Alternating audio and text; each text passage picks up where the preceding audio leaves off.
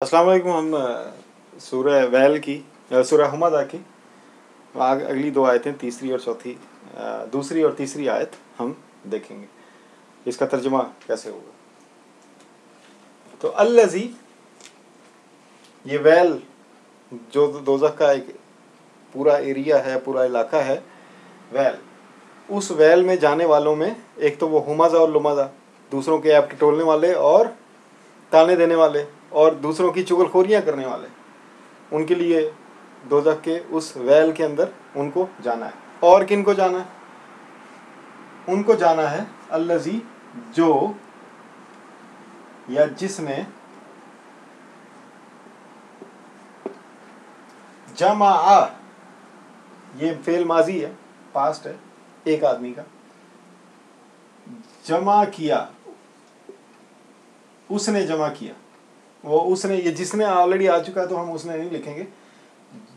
जिसने जमा किया मालन, मालन का मतलब आम माल, यानी हर तरह का माल, हर तरह का माल, हर तरह का माल। इसमें हर तरह का माल आ जाएगा, इसमें सिर्फ पैसा नहीं है, इसमें हर तरह का माल, दौलत, जायदाद, जागीर, हर तरह की चीज़ें। वाह, और अद्ददहू, अदद कहते हैं गिनने को, गिनती को अदद भी कहते हैं हम उर्दू में। तो अद्दद, दाल के ऊपर तशदीद आ गई है, बार बार गिनना, और बार बार गिने। और जिसने माल जमा किया और उसको बार बार गिने, हु, उसको, उसे या उसको, यानी वो हर तरह का माल इकट्ठा करे और उसको बार बार गिने, उसके लिए भी वैल। यहसबू, ये ज़बर या जो है वो थर्ड पर्सन सिंगुलर, वो करे या वो करता है, वो करता है। हसब कहते हैं हिसाब को, वो करता है हिसाब। ये अहसब, यहसब, तहसब, ये अरबी में अंदाज़ा लगाने को भी कहते हैं या समझने को भी कहते हैं। अंदाज़ा लगाना,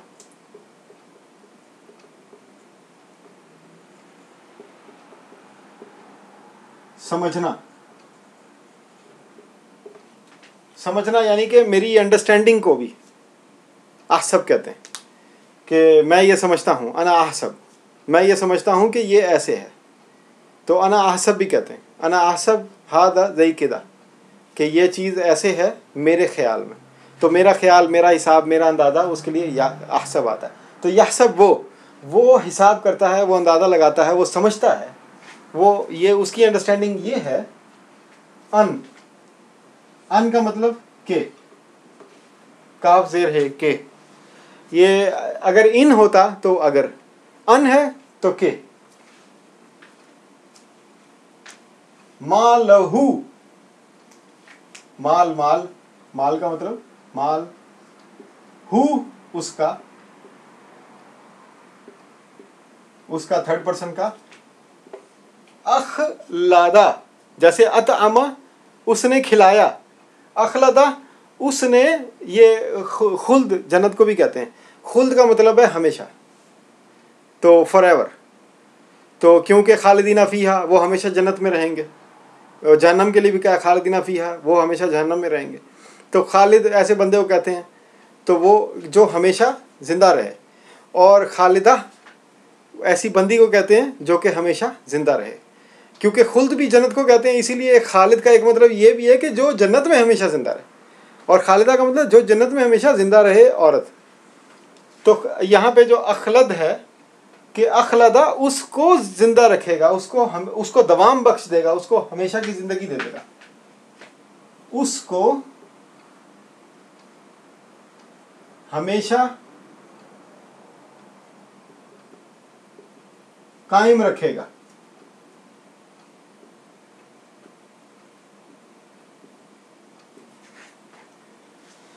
हमेशा कायम रखेगा, ये उसको इधर ये अखलद का में उसको नहीं है, उसको के लिए हु उसे हमेशा कायम रखेगा, अखलदा हु उसे, जो बंदा पैसा जमा कर रहा है वो ये समझता है कि मेरा माल हमेशा मुझे कायम रखेगा। अब यहाँ पर हम थोड़ा गौर करते हैं कि वो वैल में जाने वालों की एक तो वो के ऐब टटोलते हैं और लोगों के पीठ पीछे उन ऐबों को बयान करते हैं। ये घरों में भी है, दफ्तरों में भी है, माशरे में भी है, सहाफ़त में तो बहुत ही ज़्यादा, कि स्कैंडल आ जाए तो वो समझते हैं कि हमारा बिज़नेस ऊपर जाएगा। और ऐसा होता भी है, क्योंकि जब बेचने वाले ख़रीदने वालों के हिसाब से चलते हैं ना, तो हम क्योंकि ख़ुद ऐब टटोलने वाले लोग हैं तो हम ऐब बेचने वालों को पसंद करते हैं। तो उसकी वजह से जो अखबार कोई ख़रीदता भी नहीं है, जब वो 2-4 स्कैंडल लगा देते हैं अपने अखबार में, तो ख़रीदने वाले, क्योंकि हम खुद हुमज़ा और लुमज़ा में मुब्तला हैं, तो हम उनकी अखबारों को ज़्यादा ख़रीदते हैं, उनका बिज़नेस ऊपर चला जाता है। तो अल्लाह माफ़ करे हराम बेचने वाले और हराम ख़रीदने वाले। हराम मैं उस सेंस में नहीं कह रहा कि अल्लाह ताला ने हराम करार दे दिया, लेकिन अल्लाह ताला ने बहुत सख्त डांटा है ऐसे लोगों को जो ऐब टटोलते हैं और ऐब फैलाते हैं लोगों के, कि देखो जी उसमें ये ख़राबी। तो खैर वो अल्लज़ी दूसरे जो किस्म के लोग हैं, तीसरे किस्म के, एक ऐब ढूंढने वाले और उनको स्कैंडल बनाने वाले, और एक उस स्कैंडल को डिस्कस करके फैलाने वाले। तो 2 हो गए। तीसरा ये कि जो माल को, हर तरह का माल जमा करता है। कुछ लोगों को शौक़ होता है गाड़ियों का, सोने का, चांदी का, जेवर का, ज़मीनों का, प्लाटों का, हर तरह का शौक़ पाया जाता है। तो हर तरह का माल इसमें आ गया। वाह और अद्दादा, बार बार, अद्दद, अद्दद कहते हैं बार बार गिनना, अदद गिनना, गिनती, और अद्दद ये तशदीद आ गई, जोर आ गया, बार बार गिनना। हु उस माल को वो बार बार गिनता है। यहसबु, और वो ये हिसाब लगाता है, वो ये अंदाज़ा लगाता है, वो ये समझता है कि मालहु अखलदा, हमेशा कायम रखेगा उसका माल उसे। अब देखें ये बिल्कुल अगेंस्ट है अल्लाह ताला की दी हुई तालीमात के, रसूलुल्लाह सल्लल्लाहु अलैहि वसल्लम की दी हुई तालीमात के। कैसे कि अल्लाह ताला फरमाते हैं कि वतुइज़्ज़ु मन तशा व तुज़िल्लु मन तशा, कि इज़्ज़त देता हूँ जिसको चाहता हूँ और ज़िल्लत देता हूँ जिसको चाहता हूँ, जिंदा करता हूँ जिसको चाहता हूँ, जिंदगी जिसको चाहता हूँ जिंदा रखता हूँ, मौत जिसको मर्जी मैं मार देता हूँ। अभी वो सूरह नजम में मैं पढ़ रहा था कल, कि जिसको चाहता हूँ हंसाता हूँ, जिसको चाहता हूँ रुलाता हूँ। हंसी और रोना।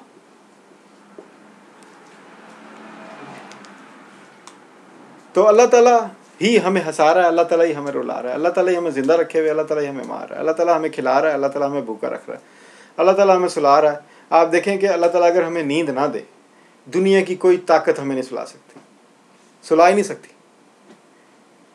बहुत अगर हम कोशिश कर लेंगे, पहली बात है कि वो भी नहीं हो सकता, क्योंकि अल्लाह नहीं चाहता। चलें जी, अगर अल्लाह ताला ने इतनी इजाज़त दे दी तो हमें ज़्यादा ऊँघ आ जाएगी, नींद नहीं आएगी। तो अल्लाह ताला चाहेगा तो वो ऊँघ भी ले सकता है, क्योंकि अल्लाह के लिए क्या मुश्किल है। इन्नल्लाह अला कुल्लि शैइन कदीर। आप एक मशीनरी बनाते हैं, वो मशीनरी टोटली आपके इख्तियार में होती है। आप चाहें तो उसको ख़राब कर दें, आप चाहें तो उसको सही इस्तेमाल करें, आप चाहे तो उसको साफ़ रखें, चाहे तो उसे गंदा रखें। आप घर बनाते हैं, आप सफाई नहीं करते, गंदा रहता है, खुद तो नहीं साफ़ हो जाता। तो हम भी इसी तरह ही, हम अल्लाह ताला की मखलूक हैं। तो मखलूक तब तक अच्छी है, तब तक चल रही है, तब तक सेहतमंद है, तब तक ज़िंदा है, तब तक हंस रही है, तब तक इज़्ज़त वाली है, जब तक अल्लाह ने उसको ज़िंदा रखा हुआ है, उसको इज़्ज़त दी हुई है, उसको हंसा रहा है। जब अल्लाह ताला चाहेगा उसको ज़िल्लत में मुब्तला कर सकता है, उसको मार सकता है, मौत दे सकता है, उसको जीते जी भी मार सकता है, कोमे में कि जाओ जी कोमे में पड़े रहो, कि ज़िंदा है, सांस चल रही है, लेकिन मरा हुआ, किसी काम का नहीं। तो वैसे जीते जी भी मार सकता है और ज़िंदगी से भी रुखसत कर सकता है, और अल्लाह चाहे तो रुला भी सकता है। ये सूरह नजम में कि वही है जो हंसाता भी है और रुलाता भी है। तो ये गौर करें, ऐसे लोग जो माल को, ये हम जब सूरह लहब पढ़ रहे थे ये अबू लहब वाली सोच है कि मा अगना अनहु मालू वो मा कसब, नहीं गनी बनाया उसको उसके माल ने, और जो उसने कमाई की उस कमाई ने भी उसको गनी नहीं बनाया। क्यों? यकीन नहीं था। ये यकीन का लफ्ज़ बहुत इंपॉर्टेंट है। यकीन किस चीज़ का? यकीन इसका कि इज़्ज़त अल्लाह देता है, ज़िल्लत अल्लाह देता है, ज़िंदगी अल्लाह देता है, मौत अल्लाह देता है, हंसी अल्लाह देता है, रोना अल्लाह देता है, खुशहाली अल्लाह देता है, बदहाली अल्लाह देता है। कुल्लु मिन इंद रब्बिना, ये कुरान में, कि सब कुछ अल्लाह ही देता है और अल्लाह ही लेता है। इन्ना लिल्लाहि व इन्ना इलैहि राजिऊन का भी यही मतलब कि हम और हमारा सब कुछ अल्लाह का, अल्लाह का है, और हम और हमारा सब कुछ अल्लाह की तरफ ही चले जाएंगे। आज चले जाएंगे, कल चले जाएंगे, परसों चले जाएंगे, लेकिन चले जाएंगे। आप देख लें, तारीख उठा के देखें, ज़्यादा अफलातून बनने की भी ज़रूरत नहीं है। अपने हमारी आंखों के सामने जिन माँ बाप को हम बचपन में जवान देखते हैं, जब हम जवान होते हैं तो वो बूढ़े हो चुके होते हैं। जिनको हम कहते हैं कि अब्बू मेरा हाथ नहीं पहुंच रहा, वही अब्बू उठने की सलाहियत नहीं रखते। मोहम्मद अली बॉक्सर इतना अच्छा बॉक्सर था, इंसान बहुत अच्छा था। जब उसको मैंने आखिरी जो उसके साल थे उनमें मैंने उसकी वीडियो देखी, उसके हाथ यूँ काँप रहे थे। ये वही हाथ है जिनसे वो बड़ों को जो है गिरा देता था।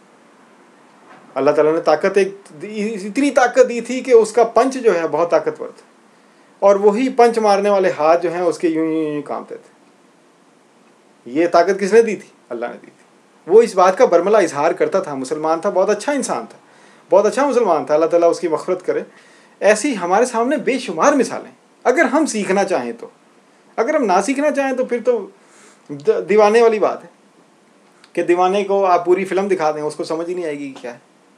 तो हम अगर इतने लालची दीवाने, नाउज़ुबिल्लाह, जैसे कहते हैं ना, पागल जानवर बने हुए कि हमें कोई चीज़ समझ ही नहीं आती, हम खुद समझना ही नहीं चाहते, अपनी लज्जत और अपने चस्कों में पड़े हुए, तो फिर हमें ये मैकेनिज़्म नहीं समझ आता। हमारे जहन में ये बात ही नहीं आती कि इज़्ज़त ज़िल्लत अल्लाह देने वाला है। जब तक अल्लाह ताला हमें बीमार नहीं कर देता, हमें सेहत का एहसास ही नहीं होता। जब तक अल्लाह ताला हमें फ़कीर नहीं कर देता, तब तक हमें अल्लाह ताला की दी हुई दौलत का, उसकी खुशहाली का एहसास ही नहीं होता। तो ये तकलीफ़ अल्लाह की तरफ से आती है, राहत भी अल्लाह की तरफ से आती है। तो ये यकीन जब ख़त्म हो जाता है तो फिर ऐसा बंदा अपने आसपास बेशुमार माल इकट्ठा करता है, उसको बार बार गिनता है, और वो ये अंदाज़े लगाता है कि इस माल से ही मेरा क़याम है, ये मैं तभी कायम हूँ जब तक ये माल है। ये आप देखें ये लफ्ज़ कितना आम हो गया है, लोग कितने आसानी से कह जाते हैं कि भाई पैसा है तो सब कुछ है। नाउज़ बिल्लाह, कानों को हाथ लगाना चाहिए। क्या ये शिरक नहीं है कि अल्लाह ताला फरमा रहे हैं हर चीज़ तो मैं देता हूँ, तुम अपने आप को क्या देते हो? हर चीज़ तो मैं तुम्हें देता। तुम अगर कह रहे हो कि मैं कमा रहा हूँ, तो कमाने के लिए सलाहियत और ताकत किसने दी? ये ज़िंदगी किसने दी जिसमें तुम ये कमा रहे हो? तो ये हर चीज़ तो मेरी है, अल्लाह ताला फरमा रहे हैं, और बाकी सही बात है, हमारा तो कुछ भी नहीं। अगर हमारा होता तो हम साथ लेके जाते, सब पड़े का पड़ा रह जाता है, बंदा मर जाता है।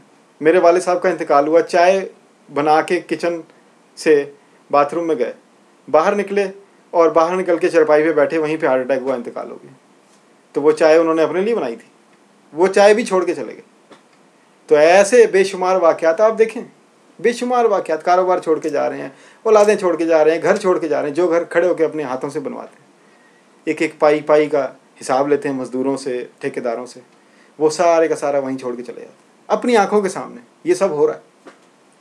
अगर हम सीखना चाहें तो ये यकीन पैदा होना चाहिए कि मुझे अखलत, मुझे कायम करने वाला अल्लाह है, और अल्लाह ही मुझे रोज़ रिफ़्रेश करता है, अल्लाह ही मुझे ताकत देता है। अगर यकीन नहीं है तो अबू लहब की भी यही सोच थी, मा अगना अनहु मालुहु व मा कसब, बिल्कुल वही पैगाम है इस आयत में भी। अबू लहब की भी यही सोच थी। वो अपनी कुर्सी, वो जो बैतुल माल था, ये एक फ़ंड था खाना काबा का, शुरू से था, तो उस फंड का वो था इंचार्ज। उसको ये डर था कि अगर मोहम्मद सल्लल्लाहु अलैहि वसल्लम की बात सब ने मान ली तो ये तो गालिब आ जाएंगे, ये और इनके मानने वाले। इन्होंने तो मेरे माल गनीमत में जो है, इन्होंने मुझे हटा देना और मेरा एहतसाब शुरू कर देना कि तुमने ये खुर्द बुर्द कहाँ से की। तो वो उसकी वजह से अबू लहब जो है बड़ी सख्त मुखालफत करता था। वो ये समझता था कि मेरा माल दौलत की वजह से मेरी ताकत है, और ये माल दौलत, इसमें जो मैंने खुर्द बुर्द करके ये माल इकट्ठा किया, तो वही मेरी क़याम का ज़ामिन है। तो ये बिल्कुल अबू लहब वाली सोच है। और इनके लिए वैलुल लिकुल्लि हुमाज़तिन लुमाज़ा। तो अल्लाह ताला मुझे और आपको सबको इससे बचाए। हमें ठीक है, पैसा ज़रूरी है क्योंकि एक वसीला है, ये लफ्ज़ याद रखें, पैसा वसीला है। पैसा होते हुए भी लोग मर जाते हैं। आपके पास मसनूई दिल लगाने के पैसे हैं, लेकिन अल्लाह आपको इतनी मोहलत ही नहीं देता कि आप दिल लगवा लें। मसनूई दिल लग जाता है, मेरे ख्याल में 15-20 लाख का लगता है, शायद ज़्यादा लगता हो, जो भी।